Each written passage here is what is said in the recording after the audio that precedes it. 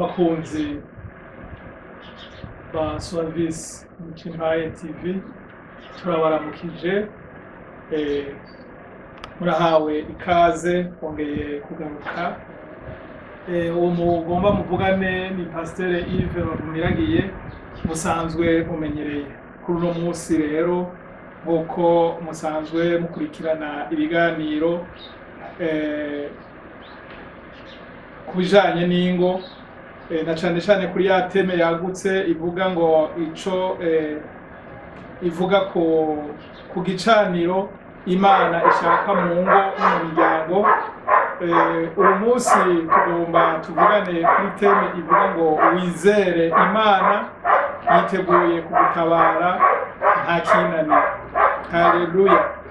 Wizere Imana yiteguye kugutabara nta kikunanira.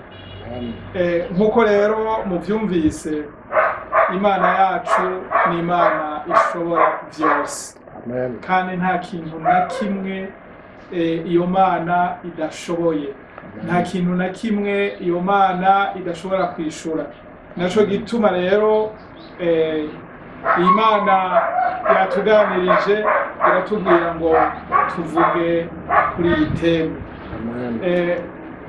Tutatebeje tugomba twumvirize amajambo y'Imana aza kudufasha kugira ngo tuganire kuri iyi teme ya wizera Imana yiteguye kugutabara nta kinanira. Turasoma mu cete Paulo yandikiye Abafilipi igice ca 4 kuva ku murongo wa 6 gushika ku murongo w'indwi. Twongere dusome mu gitabo c'abavugishwa n'Imana Yesaya igice ca 59 kuva ku murongo wa mbere gushitse ku murongo wa 2. Hanyuma tusome n'ubutumwa bwiza bwa Yohana igice ca 15 umurongo w'indwi. Turasoma mu izina rya Yesu Kristo. Icete Paulo yandikiye Abafilipi igice ca 4 umurongo wa 6 n'umurongo w'indwi. Turasoma mu izina rya Yesu. Haravuga ngo ntimugire ico mwiganyira, ariko muri vyose ivyo mugomba bimenyeshwe Imana mu gusenga no mu kwinginga bifatanije no gukenguruka, maze amahoro y'Imana aruta ayo uko yomenwa n'umuntu wese azoshibamira imitima yanyu n'ivyiyumviro vyanyu muri Kristo Yesu. Amen. Twumvirize mu gitabo c'uwavugishwa n'Imana Yesaya naho igice ca 59 umurongo wa mbere n'uwa 2. Haravuga ngo ukuboko kw'Uhoraho ntikubaye kugufi ngo kunanirwe gukiza, n'ugutwi kwiwe ntikwapfuye ngo kunanirwe kumva, ariko ibigabitanyo byanyu nivyo byabatandukanije n'Imana yanyu, kandi ivyaha byanyu nivyo byabakingiriye mu nyonga hayo bituma yanka kumva. Imana idufashe cyane. Turangirize muri ubu butumwa bwiza bwa Yohana igice ca 15 umurongo w'indwi. Naho haravuga ngo nimwaguma muri jewe amajambo yanje akaguma muri mwebwe, musabe ico mugomba cose kizobabera kuno. Amen. Haleluya. Twumvise amajambo meza cane agomba kuturongora kuri iki cigwa kivuga ngo wizere Imana yiteguye kugutabara kandi ntakinanira. Ijambo turangirije ko rivuze ngo nimwaguma muri jewe amajambo yanje akaguma muri mwebwe musabe ico mugomba cose kizobabera kuno. Uyu ni Yesu yavuze ayo majambo ayabwira ihanga ryari rikoraniye imbere yiwe ngo musabe. Haleluya. Ico amajambo yanje naba muri mwebwe ngo ico muzobasaba cose kizobera kuno. Byumvikana rero ko nitwaba dufise ingorane hanyuma tukaja imbere y'Imana twayizera, iyo Mana izotwumva kuko ijambo ryayo ntiribesha.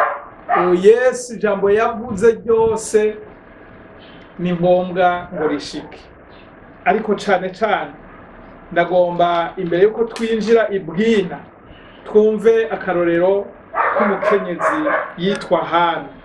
Uyu mukenyezi yitwa Hana yari afise ikibazo c'ubugumba, yari ingumba kandi ico kibazo cari kimugejeje ahantu habi cane. Yari afise mukeba wiwe yitwa Penina, nukuvuga yari amubangamiye cane, hamwe amusuzugura amunebagura. Ngo Hana wumvirije uko ijambo ry'Imana rivuga, riravuga ingene yari afise umubabaro mwinshi cane gushika naho yagize Imana mu rugo yabamwo yari afise umugabo amukunda. Mugabo kubera ico kibazo, naho umugabo yogukunda gute ufise ikibazo nk'ico, ufise na cane cane iruhande yawe mukeba agusuzugura, mukeba agukora kwitama, mukeba agutuka akakugotsa, naho ufise umugabo agukunda urumva ko ari ico ubuze. Nivyo rero vyashikiye uyu mukenyezi Hana.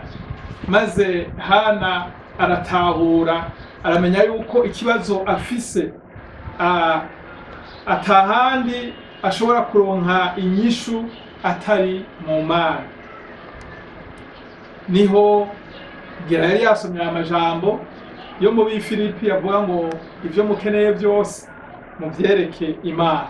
Haleluya. Aramenya rero ko inyishu y'ibibazo yari afise umugabo wiwe adashobora kuyimuha. Aratahura ko Elukana umugabo wiwe naho yamukunda akamubwira ngo mbega sindakurutira abahungu 10 wovyara. Nivyo umugabo yamubwira. Ariko Hana kubw'agasuzuguro, Hana kubw'ico kibazo cyo kutavyara, yarumva ko hari cabuze, naho umugabo ariko aramubwira amajambo akomeye, amajambo yo kumwereka yuko naho adafise ikibondo umugabo amuhagije. Ntiyahagijwe n'ivyo.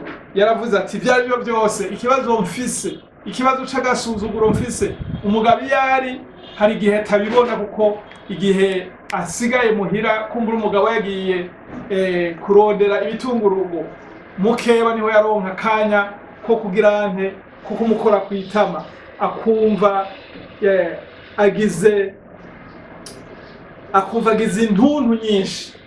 Aravuga ati naho nkunda, naho mbwira ngo undutira abana 10 novyara, abahungu 10, ndacafise ikibazo. Aratahura rero ko ivyo akeneye akwiye kuvyereka Imana, ivyo akeneye akwiye gusenga Imana, ivyo akeneye akwiye kwinginga Imana kugira ngo aronke inyishu. Niho yagira imigabo myiza. Arabwira umugabo ati ngomba nduge ku musozi w'Imana. Haleluya. Kuko yari yaratahuye ko ku musozi w'Imana ariho byose biboneke. Ku musozi w'Imana niho umuntu asenga, ku musozi w'Imana niho umuntu yinginga ari ukwiwe, ari mu gacerere, akabwira Imana, akereka Imana, akongera agakengurukira n'Imana. Hana rero abitahura, aravuga ati ndakwiye kuduga ku musozi w'Imana. Araduga rero umunsi umwe ku musozi w'Imana, kandi vyagenze neza. Yavuyeyo aronse igisubizo, ariko imbere yuko aronka igisubizo yahuye n'umukozi w'Imana. Umukozi w'Imana ari imbere y'Imana, amubonye kubera akabonge yari afise, ngo ari Shilo, ngo yaravuze gushika naho amajambo amukamara. Yesu ashimwe cyane. Iyo uri mu bibazo naho uri imbere y'Imana, birashobora gushika ugasanga amajambo yo kubwira Imana arabuze. Nivyo byashikiye Hana, ngo umuherezi aje ngo abona Hana ngo ariko arakubita iminwa, atangura kubona umengo ngo yaborewe, amubwira amajambo ngo mbega uzogeza ryari? Ayo majambo aracubita Hana, ariko aramubwira ati urantunga, jewe sindi umugore w'imigenzo mibi, nariko ndasuka amajorwa yanje imbere y'Imana. Haleluya. Twako turavuga yuko Hana ari umwe mu bantu bagize ingo yatahuye uko kuba imbere y'Imana, kwereka Imana ikibazo cyawe, kwizera iyo Mana ko nyene ifise inyishu ari byo bizogutabara. Hana rero ngo abwira umuhereza ati sindi nk'abagore bafise ingeso mbi, nariko ndasuka amajojwa yanje imbere y'Imana. Agira Imana rero n'umuherezi ngo aramwumva, aramubwira ngo genda, ngo Imana ikwishure kuri ico kibazo cyawe. Hana yumva rero kurema, aravuga ati ndaronse inyishu, iki ni kimwe mu bimenyetso yuko ndose inyishu. Araheza rero ngo bukeye aramanuka asubira muhira. Mugabo yari yagiye asezeranye ngo numpa umwana w'umuhungu, arapresiza ati nkeneye mu nyishu, nkeneye yivyara, nkeneye umwana w'umuhungu. Ati kandi nuramuka umumpaye nzomuguha agukorera.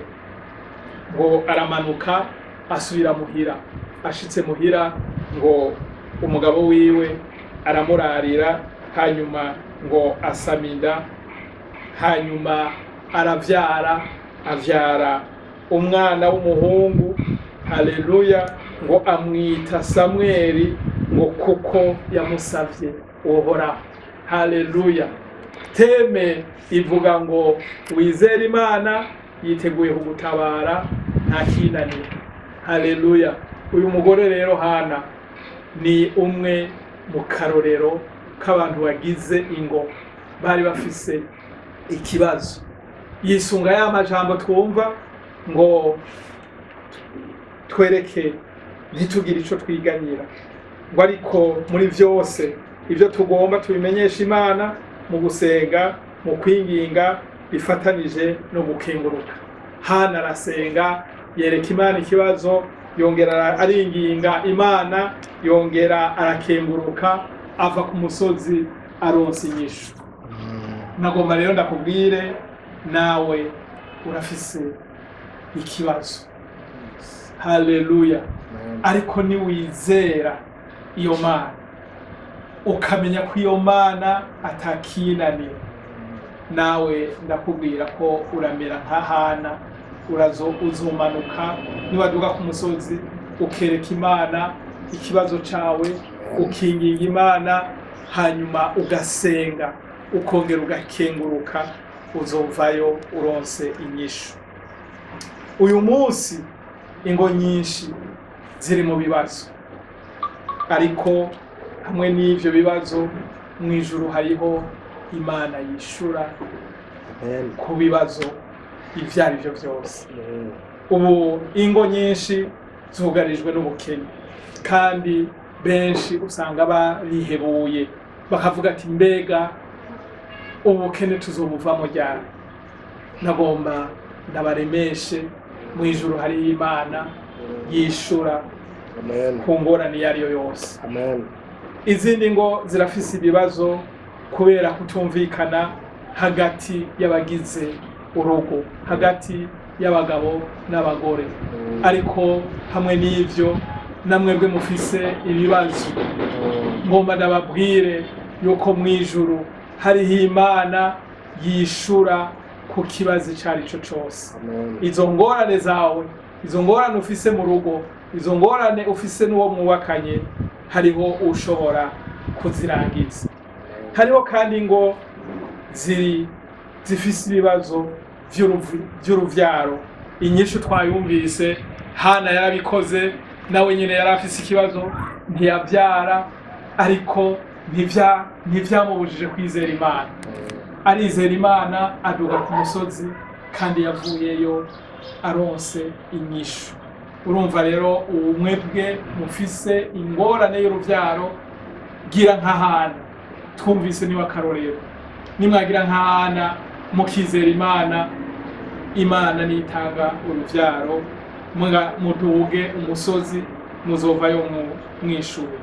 Hariho kandi ngo zinanijwe n'uruvyaro bafise. Haleluya.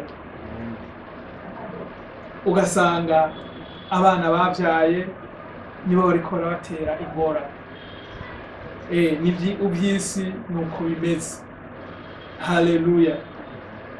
Hariho abavuga, hariho ingo tubiheje kubibona zitagira uruvyaro, zifise ingorane, kandi hariho n'abandi bafise uruvyaro mugabo urwo ruvyaro rubateye ingorane. Ugasanga bafise mbere n'ingorane nyinshi gusumba abandi batigeze bibaruka. Niko ivyisi bimeze. Ariko hamwe n'ivyo, senga Imana, mwizera Imana, iyo Mana izobatabara ingorane mufise. Hariho n'izindi ngo zinanijwe n'ingwara, ingwara zidakira, ingwara zitandukanye. Namwe nyene inyishu niki? Nuko mwizera Imana. Iyo Mana nta kinanira. Muhereke iyo Mana izo ngwara. Kumbure muganga yababwiye ngo ni ingwara zidakira, ariko hariho mu ijuru Imana atakintu na kimwe kiyinanira. Mubwire Imana ingwara zanyu, mwereke Imana ingwara zanyu, muyinginge. Imana niyo nyishu kuri izo ngwara. Byose rero birashoboka. Haleluya. Mwijuru rero hariho Imana. Ngomba ndakwinginge, ngomba ndaguhamagarire gutahura yuko hariho umuremyi. Umuremyi, Imana ishobora byose, Imana inyishu ku bibazo vyawe. Ngomba ngo ureme kandi uremeshe n'abandi. Haleluya. Kumbure iyo umuntu ari mu rugo ugasanga yariyugaranye mu rugo, yamagira ngo niwe wenyene afise ingorane. Ariko ngomba ndababwire, si wewe wenyene. Ngomba ndakubwire, ndakuremeshe, si wewe wenyene ufise ingorane. Hariho abandi kumbure bakubwiye ingorane bafise, wosanga zisumba izo wewe urimwo. Ariko umuti n'umwe, nuko twizera iyo Mana. Ijambo ryatubwiye ngo ukuboko k'Uhoraho ntabwo ari kugufi ngo kunanirwe kugutabara. Haleluya. Kandi ngo n'ugutwi k'Uhoraho ntabwo kwazivye ngo kunanirwe n'ukumva. Bisigura iki? Ntaho Imana idashobora gushika muri ico kibazo cawe. Haleluya. Aho uri hose Imana irashobora kugutabara, kuko ukuboko kwayo ni kurekure ntaho kudashika. ugutwi kwayo ngo ntikwazibye, bisigura yibwire gusa, bwira iyo Mana ico kibazo cawe, yiteze kukwishura kuko irashoboye. Haleluya. Icyanyuma nagomba ndangiriza ko niki nuko twumvise ngo muri ya majambo twumva ngo twizere ijambo ry'Imana. Haleluya. Nitwagizera iyo Mana yiteze kutugirira neza. Ubwa nyuma yavuze ngo ibigabitanyo byayo ngo nivyo byayibujije kumva. Naho twavuze ivyo byose biradusaba yuko natwe tugirane twiyegurira Imana, twiyeza, tuvavanura n'icitwa ikibi cose, tuvavanura n'icitwa icaha. Haleluya. Kuko ngo ibyaha ngo nivyo byakingiriye. Haleluya. Nivyo byakingiriye Imana ngo bituma teyumva. Nitwavanura rero n'icitwa icaha tukiyeza, tuzoba turi sur ni condition kugira ngo Imana itwumve, nuko tuvavanura n'icitwa icaha cose, tukaguma mu Mana, tukaguma muri Yesu, kuko yabivuze neza ngo nimwaguma muri jewe amajambo yanje akaguma muri mwebwe, musabe ico mugomba cose kizobabera kuno. Haleluya.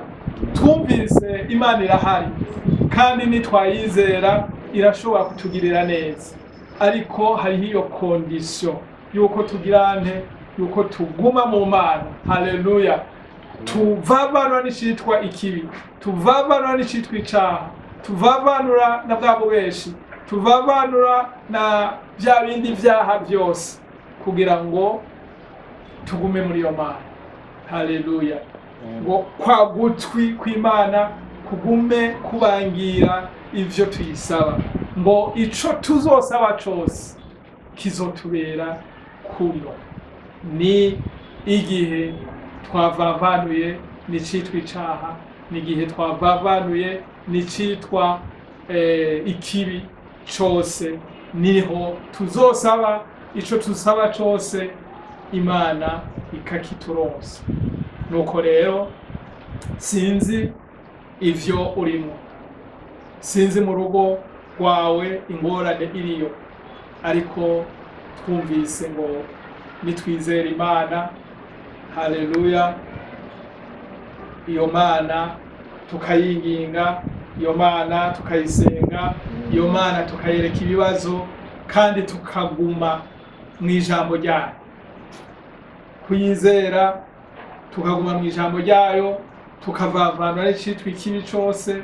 Iyo Mana yiteze kudutabara, iyo Mana yiteze kudukura kw'ivyago, iyo Mana yiteze kudukura muri buno bukene, iyo Mana yiteze abatagira uruvyaro kubaha uruvyaro, iyo Mana yiteze babandi bafise ibibazo mu ngo, babandi batumvikana, babandi usanga ingo ziriko ziraka, yiteze gukemura ikibazo icarico cose, babandi uruvyaro runanije, babandi ingwara zidakira. Nimwizera Imana hanyuma mukaguma mu majambo yayo, iyo Mana iriteze kubishura. Wizere Imana yiteguye kugutabara, kuko ni Imana itananirwa. Ngoma ndagize rero nguhamagara wewe unanijwe n'ibibazo mu rugo, ikibazo icarico cose ufise, wibuke ko mw'ijuru hariho Imana yishura. Hariho umuririmbyi yaririmbye neza, aravuga ngo yupo Mungu mbinguni anajibu maombi yetu. Haleluya. Tunavyoomba asikia, anajibu. Ngo twizere Imana. Haleluya. Mwijuru hari Imana Imana itabara, mu ijuru hari Imana iyo tuyeretse ikibazo yishura. Nawe rero ikibazo icari co cose, haleluya, kumwe rya jambo ryabivuga ngo ntihagire ico mwiganyira, haleluya, nuko utahura kugira ngo ntiwiganyire, nuko utahura ko mu ijuru hari Imana, kandi Imana itananirwa, kandi Imana yishura ngo ivyo mugomba vyose mubimenyeshe Imana mu gusenga, mu kwinginga bifatiye no mu gukenguruka. Ikibazo rero cose ufise cereka Imana, ikibazo cose ufise hari Imana yishura, ikibazo cose ufise hari Imana itabara. Tangura kwizera, tangura kugira intambuko yo kwizera. Hana twavuze ko yaravuze ati ndazi ko mu ijuru hari Imana yishura, afata intambuko ya mbere arizera Imana, haleluya, aduga ku musozi, haleluya, guhura n'iki na ya Mana yishura, ya Mana itananirwa, ya Mana inyishu ku bibazo vyiwe. Ibibazo vyari bimugeze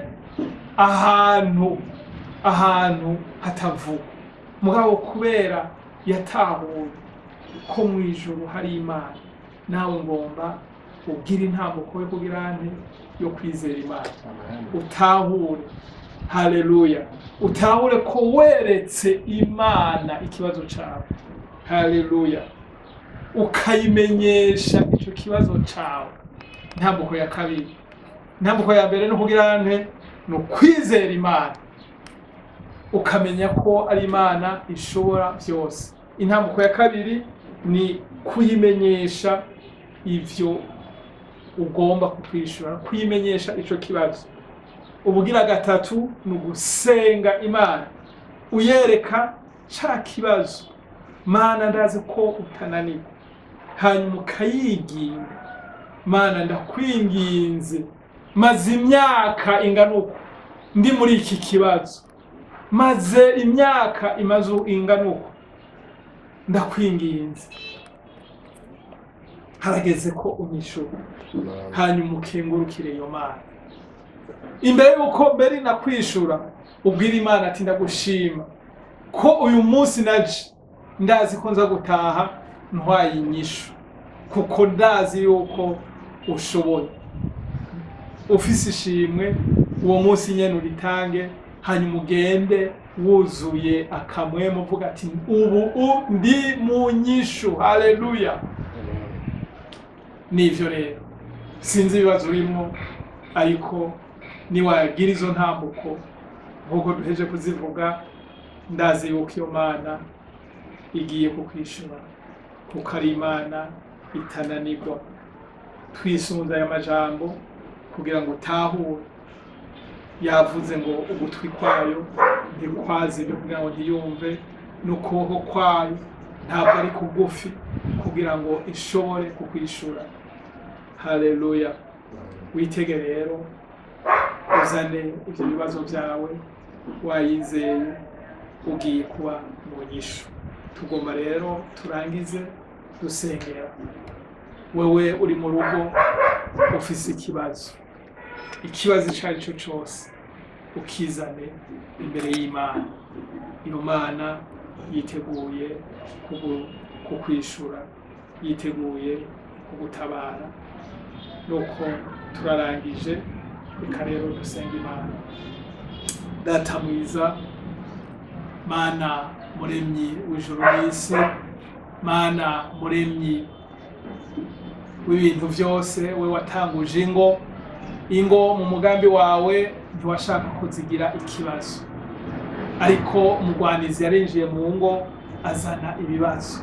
Bamwe bafise ibibazo vyo kutumvikana hagati y'abagize urugo, abandi twavyumvise bafise ibibazo vyo kutavyara, abandi bafise ibibazo bategwa n'abana bavyaye, abandi bafise ibibazo by'ubukene, abandi bafise ibibazo by'ingwara, abandi bafise ibibazo bitandukanye. Yo urahari Mana nk'Imana itananirwa, urahari nk'Imana inyishu ku bibazo vyacu, urahari nk'Imana inyishu ku bibazo vy'imiryango. Ivyo bibazo bitandukanye nta wundi wo kuvyishura atari wewe. Turaguhamagaje rero uno mugoroba ngo ukore, ugendagende mu ngo, urugo rwose mwami rufise ibibazo, mwami urubemwo, urujemwo mu izina rya Yesu Kristo. Ukuboko kwawe ntabwo ari kugufi ngo kunanirwe no gutabara, kandi n'ugutwi kwawe ngo ntikwazivye kunanirwe no kumva abariko barakuborogera mu ngo hirya no hino kubera ibibazo bibagiriye. Mwami ntunaniwe, reka rero wabera inyishu mu izina rya Yesu Kristo. We watabaye Hana ukamubera igisubizo, we watabaye mwami babandi tuzi ba Daniyeli ukabakura mu gobo rw'intare, wawe watabaye ba Shadraka, Meshake na Abedenego ukabakura mu itanuri ryaka umuriro. Mwami nta kintu na kimwe kikunanira. Reka rero utabare zino ngo zugarijwe n'ubukene, reka utabare zino ngo zugarijwe n'ibibazo byo kutavyara, reka utabare zino ngo zugarijwe mwami no kutumvikana, reka utabare zino ngo zugarijwe mwami n'ingwara mwami wababwiye ngo ntizikira. Reka ugaragare, ushike kandi ukore, kuko tuzi yuko Imana ishobora byose. Urakoze rero Mana we, urakoze kugiye kwigaragaza muri byose na hose. Amashimwe icubahiro birushirize kuba ivyawe ubu n'ibihe bidashira, mu izina ryawe Yesu Kristo, amen. Turagukengurukiye rero wewe wadukurikiranye, wizere Imana. Iyo Mana yiteguye kugutabara kuko nta kinanira. Turagushimiye, uhoraho agutabare mu izina rya Yesu Kristo. Bye bye, ciao.